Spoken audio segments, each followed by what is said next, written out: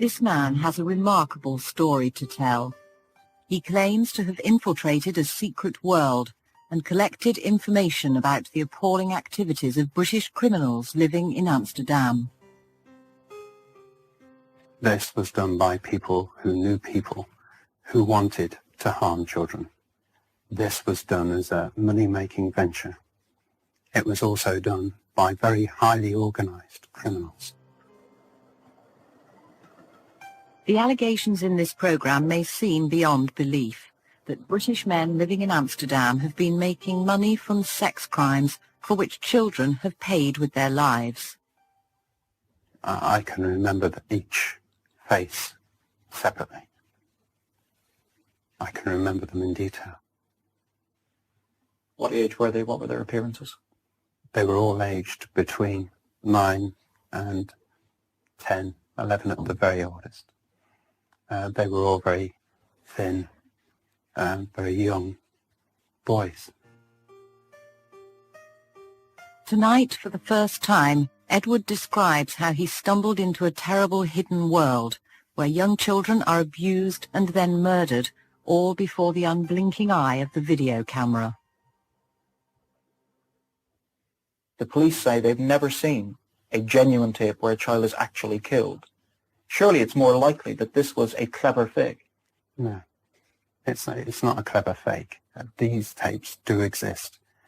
The problem is that it is so hard for people like you and I to believe that there are people out there that would do that to children, that it is easier for us to dismiss it as being a fable. In the Second World War, people didn't believe that there were concentration camps, and there were. It is easier to believe that I'm lying than to believe that these tapes are real.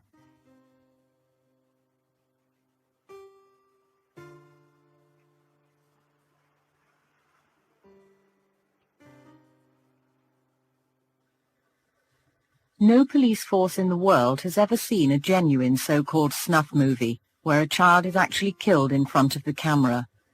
But tapes have been seized where children are terribly abused. In this case, the victim was an 8-year-old boy called Bjorn. The Swedish police released extracts from one tape to Swedish television, who passed them to us.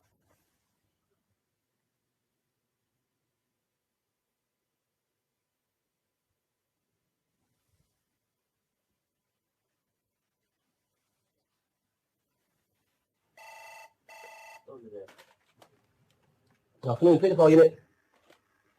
In Britain, what was the Obscene Publications Squad is now reorganised as the Paedophilia Unit. 15 officers work full-time trying to catch the paedophiles and identify their victims. Thousands of tapes are laboriously examined, since paedophiles will often hide obscene material on apparently innocent recordings. Thankfully, most people have never seen what's referred to as child pornography. And I think if you ask them the question what child pornography is, they'll conjure up in their mind the image that they can deal with on a personal level. What we actually deal with here, which is unfortunately often referred to as kiddie porn, is the evidence of serious sexual crimes against children. And that evidence is contained in the films, whether it be on video or photograph. The Paedophilia Unit at Scotland Yard has also seized a copy of the Bjorn tape. Their interest is in the English men who made the tape and the young boy they abuse. And it shows a young boy, aged between 7 and 8 years, carried into a room. He's hooded. He's taken to a chair, or he's tied to the chair. And then, over a period of time, he is sexually abused in the most horrific way. The police believe the man is from the south of England and is called John. The boy is European but speaks English. At one point he warns John not to show his face. The boy shouts, "Your face," which tends to show that he's either been told that there's obviously a monitor in front of him where he can see what's happening. And he's been told that if at any stage the abuser's face is on there, he is to say. The paedophilia unit has asked us to show this picture from the Bjorn tape to help them identify the English man, John.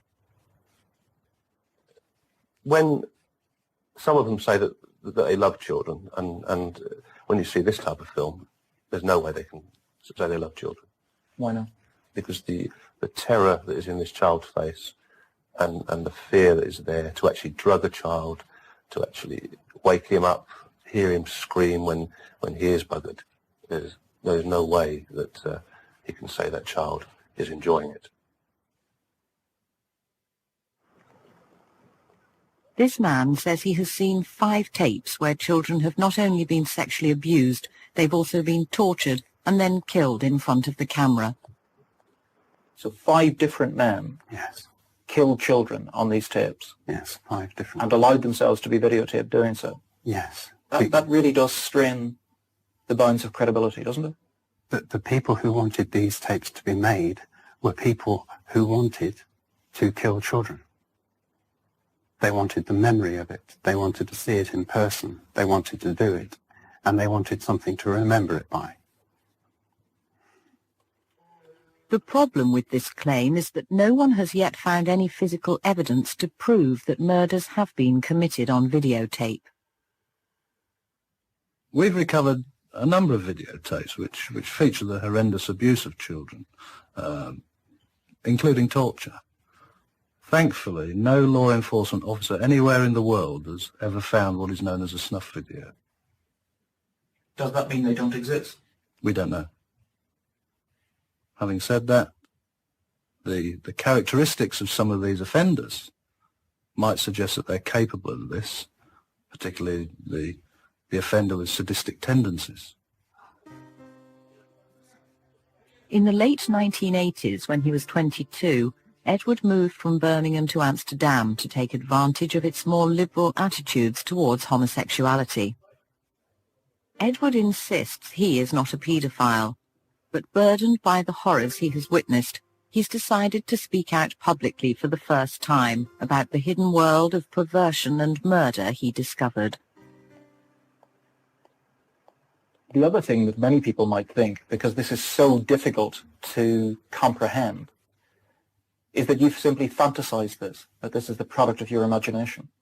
It's a very warped imagination for somebody to dream something like this up. People sometimes have warped imagination. Not when you consider the people that I'm actually describing. Edward met British paedophiles of every description in Amsterdam. The most alarming figure was Warwick Spinks, who's currently coming to the end of a 5-year jail sentence in England for the rape and abduction of a 14-year-old boy.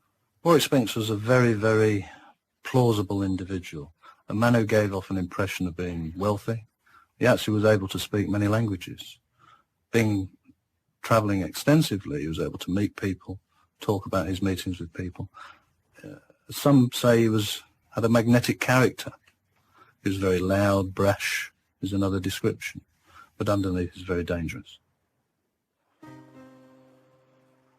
Edward is a former friend of Warwick Spinks. Edward says he's finally decided to tell his story because he cannot forget one apparently simple incident in the centre of Amsterdam when he met Spinks and a young boy.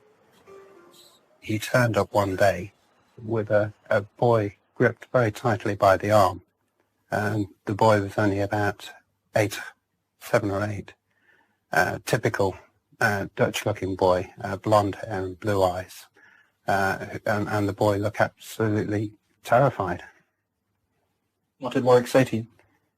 He glanced down at the boy and said, I've got a delivery, I'm going to be another half an hour. I don't know what happened to the boy. I never saw the boy again, and decided not to ask Warwick what he actually meant by making a delivery. He was very adept at identifying vulnerable children. He would visit railway stations, streets in London, and having identified a child, he would then convince the child that it was in his interests to know him. He would also eventually sexually abuse them. But on that basis, he would always have at the back of his mind, I suspect, that there was an opportunity to take the child to Amsterdam. When Edward met Spinks, the friendly Londoner was working as a barman and pimp in a brothel called the Gay Place. Upstairs was a gay brothel for prostitutes, male prostitutes. Warwick's job there was basically to pimp for the prostitutes upstairs, and also, of course, to encourage other prostitutes to join. In Holland, prostitution, gay or straight, is tolerated and open. Boys under the age of 16 are not allowed to work in brothels, but paedophiles who want to have sex with much younger children can find what they want in Amsterdam. Men like Warwick Spinks need a steady supply of vulnerable young boys. Many of the youngsters who end up trapped in Amsterdam start their journey on the streets of London. This is Piccadilly Circus. This is what is called the meat racket. A lot of people know that if you want a male prostitute, this is where you'll come for one. So why didn't you go straight there and then straight home again? I didn't know I was not allowed to walk around. I'm sorry. Well, you can walk around, but when you start loitering in toilets and looking at people, then you start getting people. Especially with stop juries. The police estimate that there are at least 25,000 paedophiles currently active in Britain. Sergeant Steve Edwards and his colleagues stop and question any young person they suspect may be at risk of attracting the attention of paedophiles. We've got some information there. It may be a man bringing young boys up from the south coast. This is the station that feeds the south coast, so we may see him wandering about with boys. Also, because it's a mainline station, you'll get runaways coming in. The first port of call is always going to be a British Rail mainline station before they go anywhere else. So if we can get them before they get too far. There's fast food outlets here as well. We might get people hanging around. There's also a couple of amusement arcades. Amusement arcades are irresistible magnets for many children and for the men who hunt them. If a kid's only got £4 or £5 in their pocket, the money's going to go really quickly. And what you'll find at the back of these amusement arcades is adult males with pockets full of pound coins.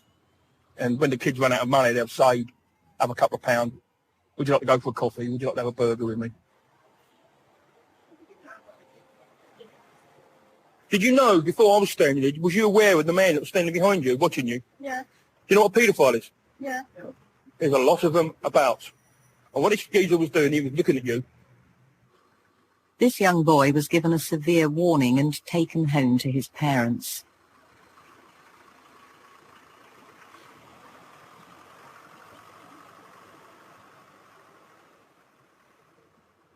Men like Warwick Spinks are expert at targeting and exploiting vulnerable young people they meet on the street. He would go to London or Munich or Berlin, so he was able to approach the boys and offer them something that they needed at the time, whether that was just a roof over their head, or security, or money, or drugs, or just 2 meals a day.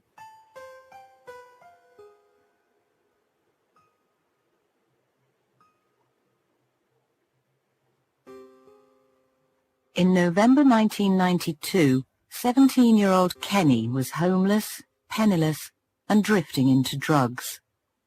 He was the perfect target for Warwick Spinks.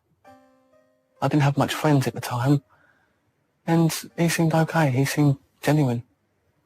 I didn't know that Warwick was gay until the following night, when we was in the pubs and the clubs, and until I saw Warwick, the way he worked, the way he was getting on with people.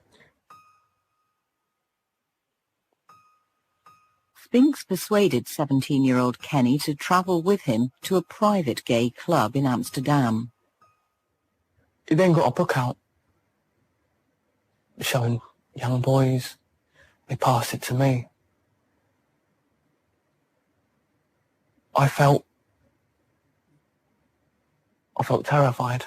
I didn't know what the next question was going to be. When he showed me the book, he was enjoying it.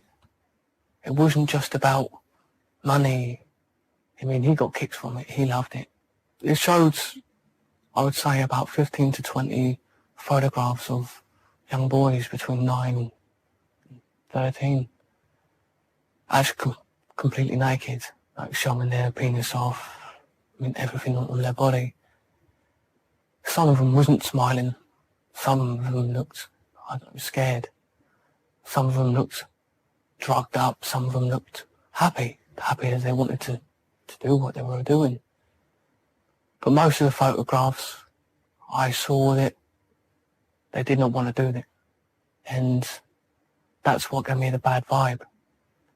Did it say anything with any of the photographs? Yeah, there was a photograph, and it says a virgin, and that's the only thing that actually said. It was the only photograph that actually said it. And what age would that boy have been? I think he'd be about 10, 11. He was only a child.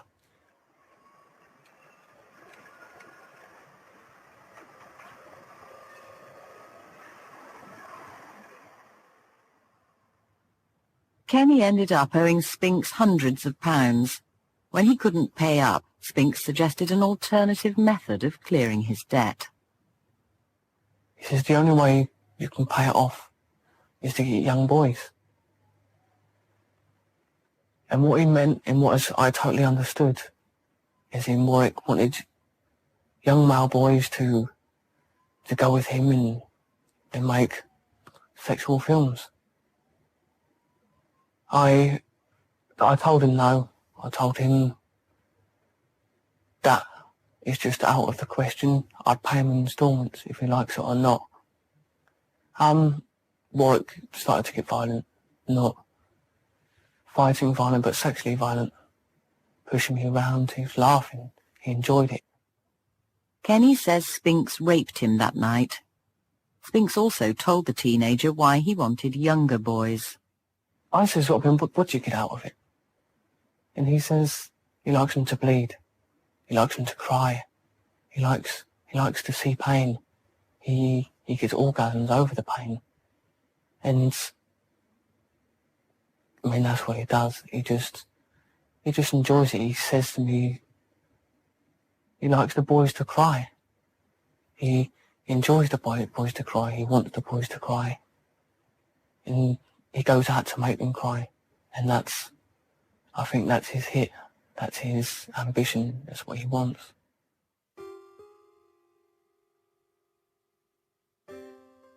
Kenny refused to help Spinks find younger boys and managed to break away from the sinister world into which he had stumbled. Others weren't so lucky. Edward says that he didn't realize Spinks was both a paedophile and a pimp until it was too late. People would approach him, being the sort of character he was, and say that they wanted to have sex with boys who were younger than were allowed in the brothels, or to have rough sex or extremely dangerous sex with underage children. The challenge for Spinks was to find a steady supply of underage boys to feed the appetites of his clients in Amsterdam.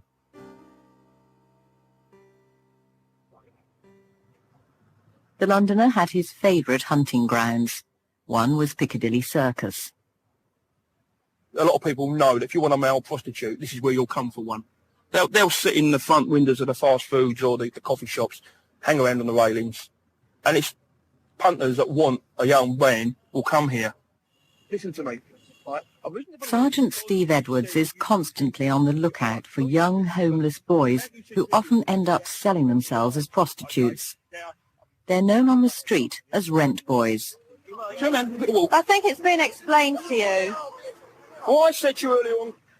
Oh, now I have more evidence that you are renting, all right? Because you're renting. Look at this. Yeah? You're This renting. message, nice to meet you. Give us a call. Warwick Spinks would prey on children that were vulnerable in their own life, that needed things that they didn't have, things that they perceive can be offered by people like Warwick Spinks. And particularly bearing in mind he would travel to the areas where vulnerable children would tend to congregate, whether it be runaways from home, strangers to particularly London. He would know that they were there particularly because they were vulnerable.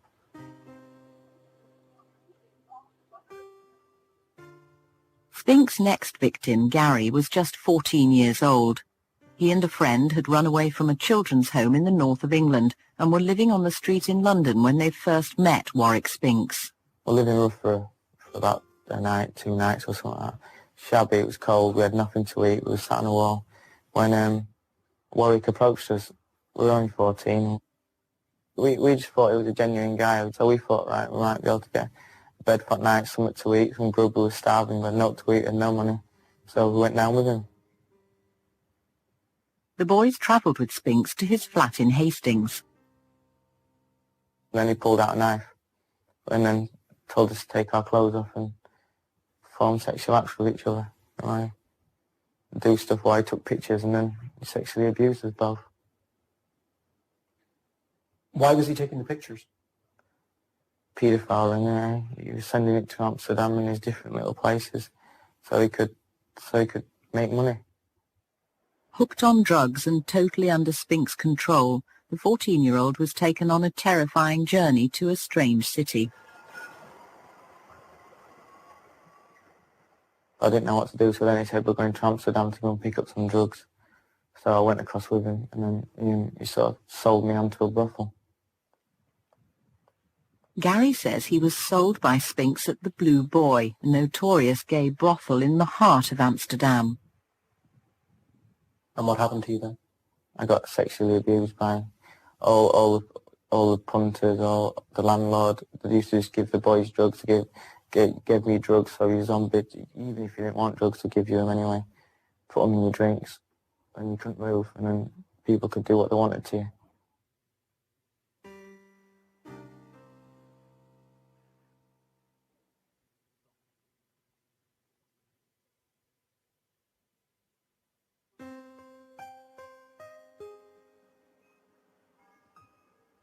Amsterdam takes pride in its reputation as Europe's most tolerant city. Claims that children have been killed on camera in Amsterdam take child pornography to the extreme. But all kinds of British men who are sexually attracted to children, and the criminals who profit from this obsession, have congregated here. There have been long-held suspicions that boys were being encouraged to leave London and travel to Amsterdam to work in the brothels that existed there. This was in the time about 1990, 1991. A number of information sources approached us, telling us that this was happening and that it involved United Kingdom nationals. This is the Dutch home of Englishman Peter Howells. Mr. Howells is an actor and the manager of a London-based casting agency called Botherboots. For nearly 20 years, the agency was used as a cover for another area of the child pornography business, obscene photographs. Children were tempted to pose for Botherboots by the offer of TV work. This reconstruction is based on statements given by children to the police. Children as young as 8 would visit the home of a man who they thought was the official photographer for Botherboots. Hello, lad. Glad you come. Come on in. Harry Jeffries always welcomed young boys, like Lee. Harry was coming across like he was like an uncle. Everything that we was doing was basically, he was letting us do that we couldn't really do during school times anywhere else. I'd done a photo session at his flat, and he told me he would take me home to my doorstep and tell my mum why I was a bit late.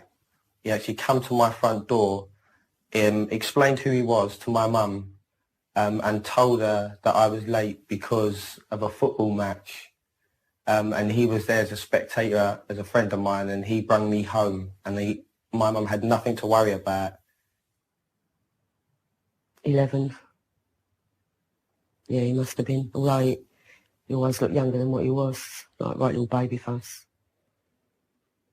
And I didn't give it any thought. And then I met Harry again.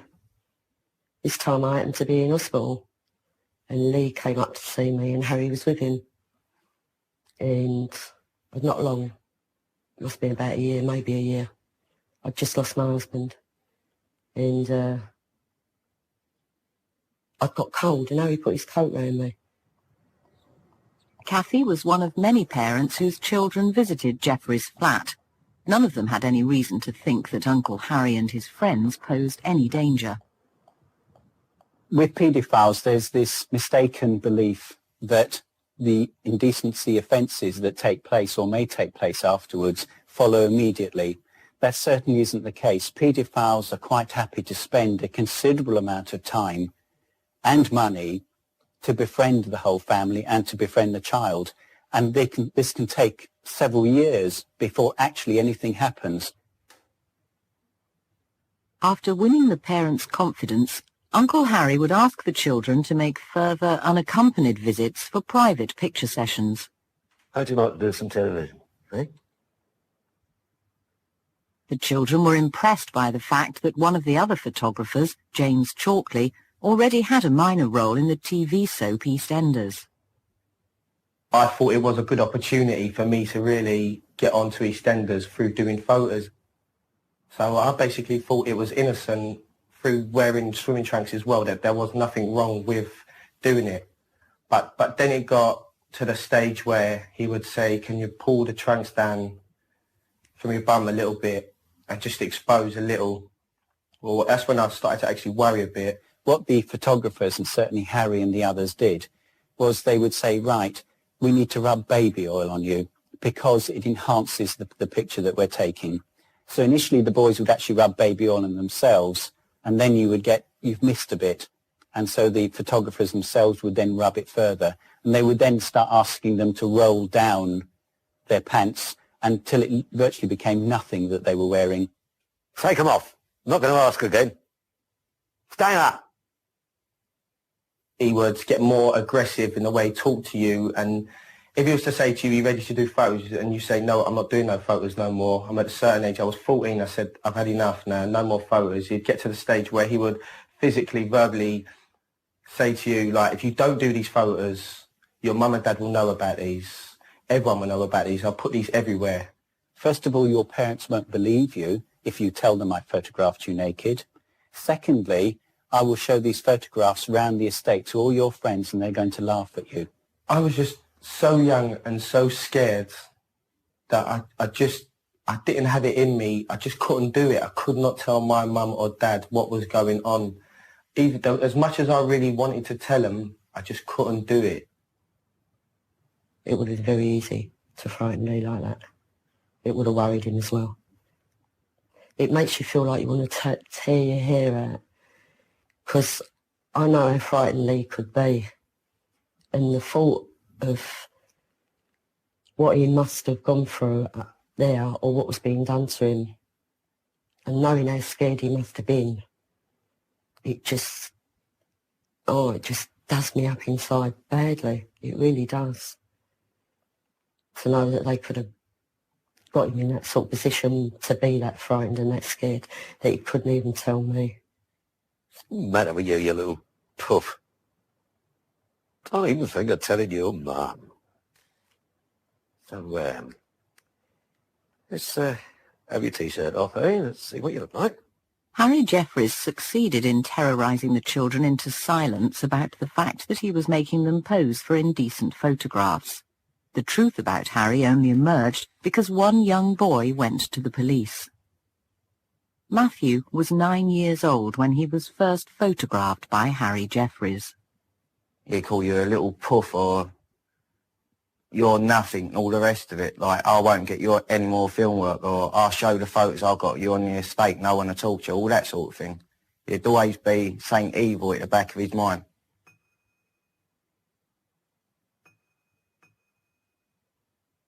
In the living room, there was a hole knocked through to his bedroom. They could take pictures through there or just watch people through there.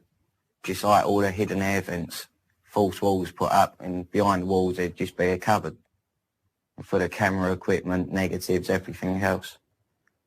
It ain't just a case of getting a kid doing this, doing that. It's well thought of. It's what people don't understand. They think it's just one of them things people do, but it ain't. They actually sat down and thought about it before they do it. That's the sickening part of it. After 5 years of abuse, Matthew broke the wall of silence by going to the police. Other children then came forward with similar stories. Finally, the police raided Harry Jeffries' home. Hidden everywhere throughout the flat, from places as strange as the fridge, salt pots, behind pictures, cornflake packets, Basically, you name any place you can hide something, he had hidden negatives, photographs, and everything. We literally recovered hundreds upon hundreds of photographs and negatives.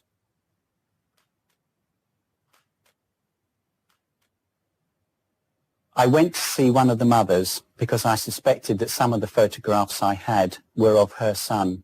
There was a knock at the door and I opened it. And there was a policewoman standing there and a guy in plain clothes. They told me who they were. I can say that it was one of the most difficult interviews I've had to deal with, because you're not only dealing with a mother whose son has been photographed and she was unaware of this. I couldn't look at my brother. I couldn't even look at my mum. I couldn't go near anyone. I just felt like so dirty and I felt like scum, to be honest, because I just couldn't believe that everything had just come out. And then he turned around and said, "I'm sorry, Lisa, but we've got photos." And Molly just broke down. He couldn't talk for a little while. I couldn't talk for a little while. The photographs are extremely explicit, specifically to display their genital area. And for them to have to look at those, I personally couldn't look at photographs of that type of me again. And I have to say that for some of them, they were unable to look at those photographs. I just felt so ashamed inside. I just didn't know what to do. I just broke down and cried. Harry Jeffreys was convicted and served 1 year of a 2-year sentence for taking indecent photographs. He's now back living behind closed doors. In a secretly recorded conversation, Jeffreys still denies any wrongdoing. You know how we're dealt with. You're all fitted up. Look, I'm an artist, right? I take new photographs. Don't you realise what I've been through, and yet you come here and stir it all up? Harry Jeffreys refused our request for an interview. When we returned to his home, we found Mr. Jeffreys and another man, once again in the company of a young boy. How many children have you molested, Mr. Jeffreys? How many children's lives have you ruined, Mr. Jeffreys? Answer the question, please. Mr. Jeffreys, why won't you answer the question? We've seen you with a young boy today. What were you doing with him, Mr. Jeffreys? The boy let slip that Jeffreys was once again up to his old tricks. Was he taking indecent photographs? Jump in. No, don't take a photograph outside. Pictures of... The police have now started a new investigation of Harry Jeffreys. Take your T-shirt off. Let's have a look at you.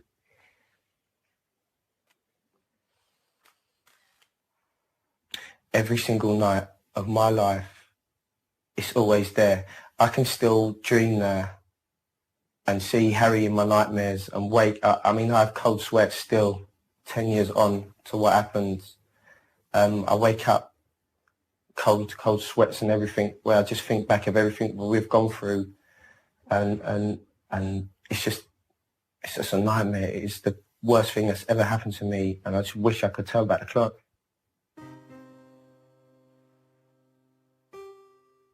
Harry Jeffreys told his victims he was an official photographer for Bother Boots, a casting agency. The owner of Bother Boots is Peter Howells. I'd never leave any kid in the room with him there. I was about 10 or 11, and Howells must have been in his 40s, at least in his 40s by then. And there was a night when Peter Howells tried putting his arm around me into my pyjama bottoms. And when I sort of like pushed him away and told Harry Jeffreys next morning, he found it amusing, Jeffreys did, as if like to say, "You're mine," he messed up by trying to touch you sort of thing. It's all a game to them. Harry Jeffreys was one of several men using Peter Howells' casting agency as a cover to take thousands of indecent photographs of children. In the late 1980s, Peter Howells decided to leave England and open a new office in Amsterdam. One of the men who was certainly connected with this investigation was now living full-time in Amsterdam. There was an incident in respect to this man. He was assaulted. And I understand from the Dutch police that when they went to render assistance, that in fact all over the houseboat was numerous photographs of young boys in indecent poses. The difficulty is the difference in laws between our two countries, and the Dutch police were unable to do anything about it because of their different laws. But certainly my main concern was, because of the connection between all these men, was that they certainly would have been pictures of some of my victims. I'm a man in my 30s with a dark... In order to speak to Mr. Howells about his interest in young boys, we tempted him off his houseboat with an offer of work for his casting agency. A Dutch leather hat. Oh, yes. Okay. See you at 10. Thanks. We're from Granada Television, and we're making a documentary. Can you tell me how many children you and other men have sexually abused at the home of Harry Jeffries? None. Harry Jeffries? Well, you and other men worked with Mr. Jeffries and have seen photographs were taken of very young children. The children and their parents were told that they could get acting work through your casting agency, Botherboot. Well, it's nothing to do with me. Well, you've been named in statements to the police as a man who sexually abused young boys. Well, I haven't. Right, you've no sexual interest in young boys. No. You're not a paedophile. No. So when the Dutch police visited your boat and they found that the walls of the boat were lined with photographs, obscene photographs of young boys, why was that? They're not. They haven't. Well, the Dutch police have said that that's what they found. Well, you better bring this round now then. Well, we can do that. But what we're trying to do is get some answers to our questions. You've no sexual interest in young boys? No. In fact, Mr. Howells was convicted of indecently assaulting a 9-year-old British boy more than 25 years ago. In Amsterdam, Peter Howells was an acquaintance of a far more serious criminal, Warwick Spinks. Edward, the young gay man befriended by Spinks, remembers one evening in Amsterdam when he had dinner with Spinks and Peter Howells.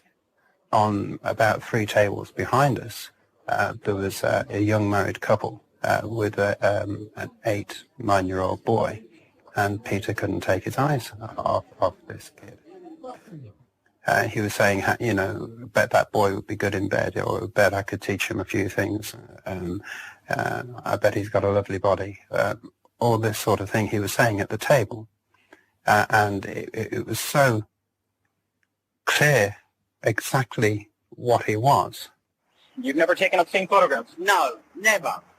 Never, fucking never. I'm not going to hit your cameraman, don't worry. Right. Never, right? You're recording all this. My fucking agency has nothing to do with any fucking pedophiles. Oh, can I take your card? Where is it? Happily give it to you. Thank you. You'll be hearing from me. Peter Howells has no connection with child prostitution or the pornographic video business set up by Warwick Spinks.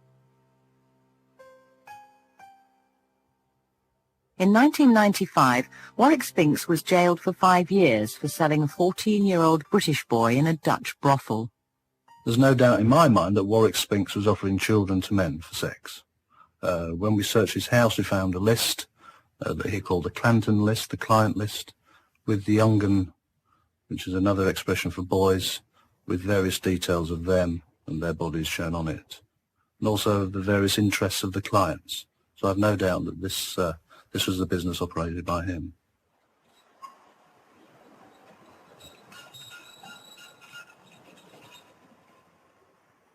Edward claims that he only discovered the truth about the child prostitution ring run by Warwick Spinks after he'd broken away from the scene in Amsterdam.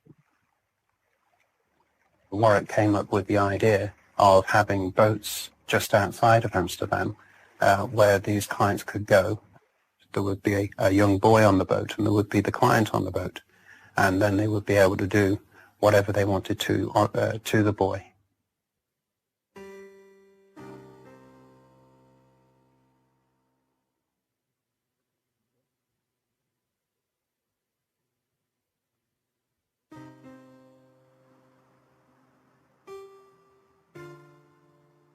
This man, Edward, insists he has seen 5 videotapes where children have been sexually abused, tortured, and then killed in front of a camera. The man was on board with the boy. He was allowed to do anything that he wanted to do to the boy. Things got out of hand, and the boy ended up dying, which was recorded on a video camera. How did the boy die? Yeah, he suffocated on the genitals of the man. And what happened after the boy had apparently suffocated? on the tape? What did you see on the tape? That there was panic, that there was a lot of running in and out.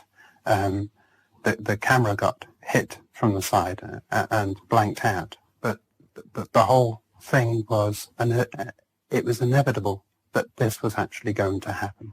There was sound on the camera. You could hear the waves slapping against the side of the boat. You could hear noises of waterfowl in the background. You could hear the boy gagging.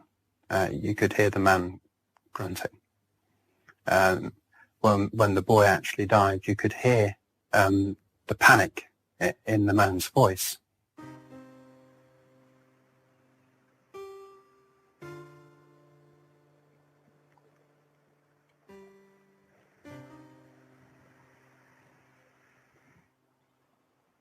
Edward has no criminal record.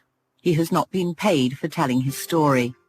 And since talking to us, he has been interviewed by both the British and Dutch police and has offered to work with them to prove that what he says is true. The Dutch police have now launched a formal inquiry into Edward's allegations. The reason Edward has to be taken seriously is that he's pointing a finger at a man with a track record of appalling sexual violence towards young boys. Warwick Spinks was placed under surveillance by Scotland Yard precisely because of information received that he was selling tapes of children being tortured and killed. In a remarkable and revealing conversation when he did not know he was being secretly recorded by undercover police officers in Holland, Spinks boasted of his knowledge of snuff movies. An actor reads from the official police transcript. I know somebody who was in a snuff movie, and somebody got snuffed in front of him. He was from Birmingham, middle 20s. I know the person who made the film. I felt sorry for this boy. He was a German boy, about 13, 15. He thought he was going to make 200 guilders, and ended up being dead. I know I'm a fat old queen, but I get away with murder. Rumours of the existence of what are known as snuff movies have been around for a very long time. Law enforcement officers have never ever found one of these. However, it's fair to say that in my experience we've witnessed video films of horrendous abuse of children arriving at a point where they are tortured. From prison, Spinks denies committing any crime. I had 3 brothels in Amsterdam, but that is not in itself does not make me a murderer. It does not make me an associate of murderers. It does not mean I'm in a pedophile ring because I've never had anything to do with anything like that. I think Warwick Spinks is completely disgusting. He's put a lot of people through a lot of pain. He doesn't care about the consequences. He just don't think about that. He just wants the boys. He just wants the money. And if he doesn't get it, he'll go out and get it, and he will go out and get it. Spinks is in prison because he sold one 14-year-old British boy into sexual slavery in this Amsterdam brothel. His victim Gary will never forget him. If I ever seen him again, it wouldn't be like I'm a little boy. It'd be completely different altogether. He's fucked up my life completely. He's damaged me inside, which, do you know what I mean? You can beat someone up, but you can't damage him emotionally like he has done to me and a lot of other people who he's done it to. Edward insists that not only was Spinks involved in the systematic abuse of children, he was also involved in their murder. At our request, Edward has helped the Dutch police find the house in a suburb of Amsterdam where he says he was shown videos of young boys being killed. And Edward has described to the police the lake where the men he met at the house told him they had disposed of the bodies. But if Spinks and the gang are arranging for the murder of children on this kind of scale, almost a production line, surely it would have come to the attention of the authorities. The boys that they chose would have been homeless and they would have been very vulnerable children. There was a boy with sallow skin and brown hair, brown eyes, which is unusual for Amsterdam. I've no idea where they got him from. But there were two blonde-haired boys and a strawberry blonde boy and a boy with a very distinctive haircut. It was shaved over both ears with a loop and a parting down the middle. Did the boys speak on the tapes? They cried and screamed. They did cry out, but I don't know what language they were crying out in. Acting on our information, the Dutch police have now taken lengthy detailed statements from Edward. The Dutch Justice Ministry has launched a full inquiry into his allegations. They already know that Warwick Spinks has a history of gross sexual violence towards young people, and they know that he has been repeatedly identified to the British police as a possible supplier of snuff movies. British Customs have confirmed to us that Edward first offered his incredible story to them in 1991. At that time, he was not believed. Given the sort of abuse the police see on tapes that they have seized, they do agree that children may have been killed for the camera.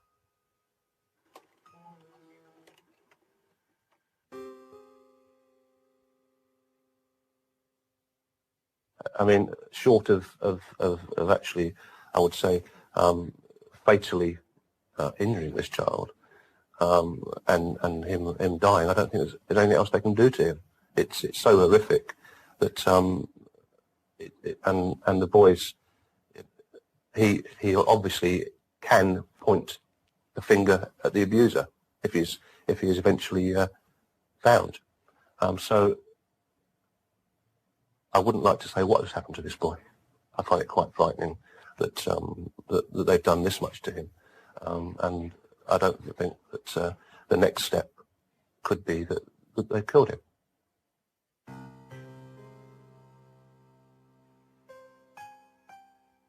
Edward says that he's speaking out now because he can no longer live with his failure to act when he first saw Warwick Spinks leading off a young boy in the centre of Amsterdam. In the films that I saw 5 children killed. And it was organised and orchestrated by Warwick and his associates. I had no control over the boys that were killed on the tapes. There was nothing I could do other than try and bring it to the attention of the authorities when I was back in England. But I did see Warwick with that boy outside the Spouwstraat at the Gay Palace, and I didn't do anything about it at the time. And I don't know how he worked out. What do you think happened to that boy? I don't know. I think that Warwick is a very evil man, and anything could have happened to that boy. I'm with what I know now about Warwick, I should have done more. But when you see a boy in the flesh, as opposed to seeing him on tape, it's a different thing entirely. Do you blame yourself? Yes. What do you hope will happen as a result of speaking out now? I hope that they go to jail for the rest of their lives. And I hope that the boys who they killed, their families will know. And I hope maybe one day I'll find out what happened to the boy that Warwick was with that day.